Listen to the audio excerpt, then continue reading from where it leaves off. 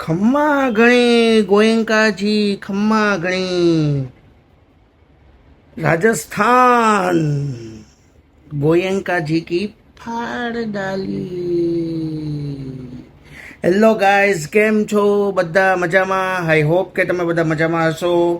બધાને જય શ્રી कृष्ण, सबको जय Shri Krishna. Welcome to my channel. पहले तो इस वीडियो को लाइक कर लो और मेरी चैनल को सब्सक्राइब कर लो। તો આજે આપણે વાત કરવાની છે આજના ધુઆધાર મેચની, ધુરંધર match, el clasico of IPL, Mumbai versus ચેન્નાઈની। બહુ મજા આવશે, વિડીયો ઠેઠ સુધી જોતા રહેજો, મિસ મત કરના કુછ ભી। તો પહેલાં આપણે વાત કરીએ કાલના મેચની, જે રમાણો હતો એલએસજી અને આરઆર વચ્ચે લખનઉમાં। શું વાત કરશું? તો પહેલાં તો હું તમને એ કહેવા માગું છું કે હું છે ને આખું આ મેચનું એનાલિસિસ કરું છું અને ઝાઝા બધા પોઈન્ટ્સ કવર કરું છું, જો તમે જોઈ શકો છો, બરાબર છે। પણ આ લોંગ વિડીયો થઈ જશે જેથી તમે લોકો બોર થઈ જશો, એટલે હું મેઇન પોઈન્ટ જ એનાલિસિસ કરું છું અને તમને જણાવું છું, જેથી તમે બોર ન થાવ અને તમને સાચી ઇન્ફોર્મેશન મળી જાય।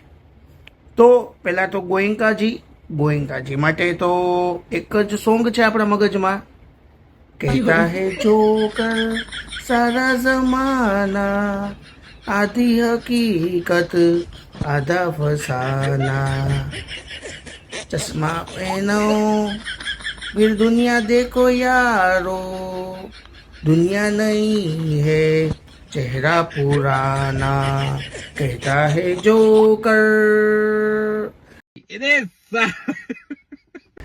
તો મિસ્ટર ગોયંકાજી, તમારી ટીમે તો 160 રન પણ ચેસ ન કરી શક્યા, 120 રનમાં ઓલ આઉટ થઈ ગઈ।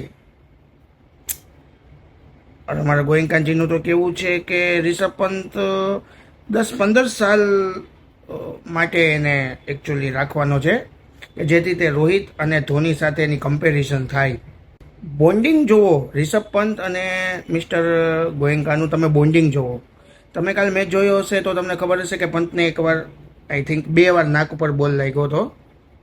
આફ્ટર મેચ જ્યારે મેચ પૂરો થયો ત્યારે ગોયંકાજી તો એને હગ કર્યું, 2 હૈસા, નાક પણ આવી રીતે આમ દબાવીને ચેક કર્યું કે ભાઈ કાંઈ વાગ્યું નથી ને। રિષભ પંત બી લાઈક નાના છોકરાની જેમ, ઓ ગયા મેચમાં અહીંયા લાગ્યું હતું, આજે અહીંયા લાગ્યું છે, પણ મેચ પરફોર્મન્સ ક્યાં? મેચ પરફોર્મન્સ લખનઉથી નીકળતું નથી। જોઈએ તો પહેલાં તો ફર્સ્ટ 2-3 મેચમાં રિષભ પંતે ઓપનિંગ કરી, 2-3 મેચમાં રિષભ પંતે ઓપનિંગ કરી, માસ સાથે ફેલ ગઈ, પછી મકરમને ઉતાર્યો, ડિડન્ટ વર્ક, પછી અત્યારે આયુષ બદોણી સાથે ટ્રાય કરે છે પણ પરફોર્મન્સ નથી આવતું, કાંઈ કે કોઈ બેટ્સમેન જ ફોર્મમાં નથી। નિકોલસ પૂરણ 20 રન નથી લાગ્યા, નિકોલસ પૂરણથી 20 રન નથી લાગ્યા આખી સિઝનમાં। એટલે આવી હાલત છે રિષભ પંત અને મિસ્ટર ગોયંકાની। મને તો એવું લાગે કે ગોયંકા એમનો જયસા ને એમ ન કે ચાલો અત્યારે પાછું ઓપ્શન કરાવો, મારે નવી ટીમ બનાવી છે। સપોઝ કે હવે હાલત જ ટીમની આવી છે, અને what a bowling by Rajasthan, Jofra Archer, Nandre Burger, Ravindrasinh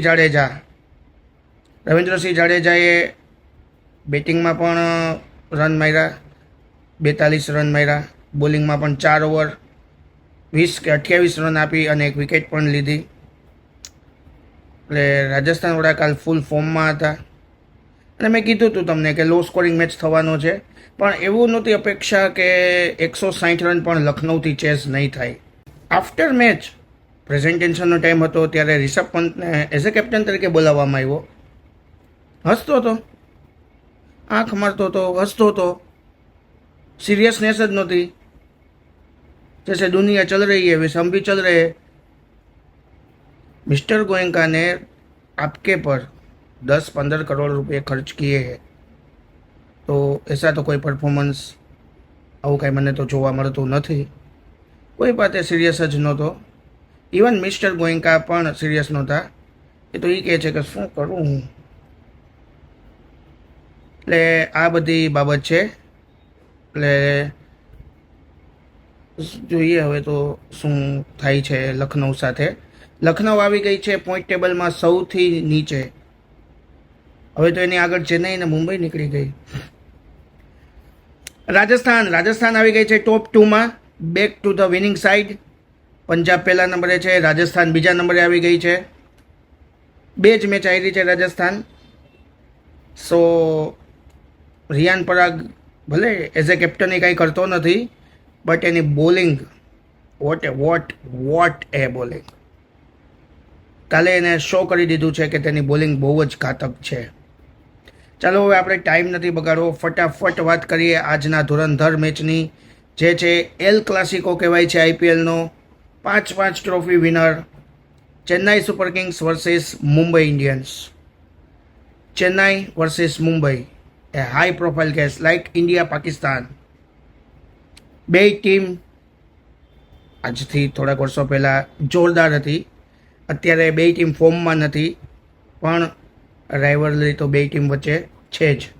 તો ચેન્નાઈ પાકિસ્તાનમાં આજે તો જોઈએ, ચેન્નાઈ પાકિસ્તાન નહીં, મગજ કામ નથી કરતો. ચેન્નાઈ અને મુંબઈનો મેચ છે. તો મુંબઈમાં રોહિત શર્મા પ્રેક્ટિસ કરવા માંડ્યો છે, તો રોહિત શર્માની આજે વાપસી થઈ શકે છે ટીમમાં પાછી. અને વિલ જેક્સ ટીમ સાથે જોડાઈ ગયો છે. વિલ જેક્સ આજે ટીમમાં આવી શકશે અને વિલ જેક્સથી મુંબઈની ટીમ બેલેન્સ થઈ જશે. મુંબઈની ટીમ એક સારો ઓલરાઉન્ડર ગોતતી હતી, જેને વિલ જેક્સ સારો ઓલરાઉન્ડર છે જ. તમે જોયું હશે લાસ્ટ T20 વર્લ્ડ કપમાં 4 man of the match Will જેક્સને મળેલા છે. વિલ જેક્સ બોલિંગ અને બેટિંગ બેયમાં કામ આવી શકે એમ છે. સો વિલ જેક્સ આજે ટીમમાં આવી જશે. રોહિત શર્મા પણ આજે ટીમમાં આવી જશે.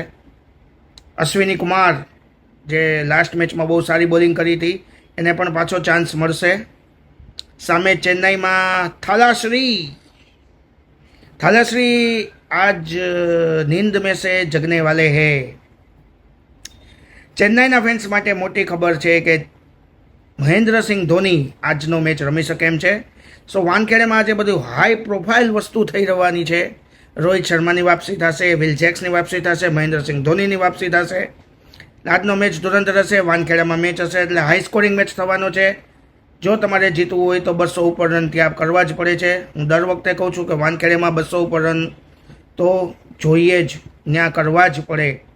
200 ઉપર રન કરશો તો તમે મેચ જીતી શકશો.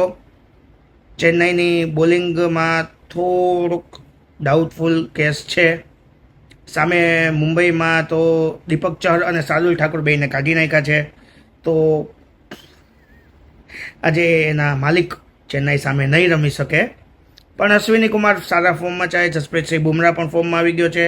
વિલ જેક્સને લીધે ટીમ બેલેન્સ થઈ જશે. રોહિત શર્મા ઓપનિંગમાં આવી જશે, તો રોહિત અને ડીકોક ઓપનિંગ કરી શકશે.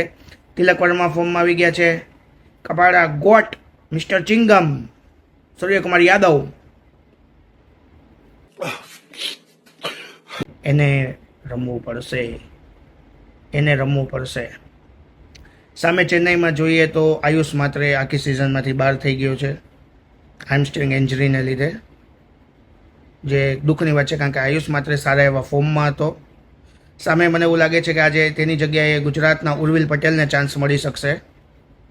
ત્યાં પણ ઋતુરાજ ગાયકવાડને ફોર્મમાં આવવું પડશે જો ચેન્નાઈને મેચ જીતવી હોય તો.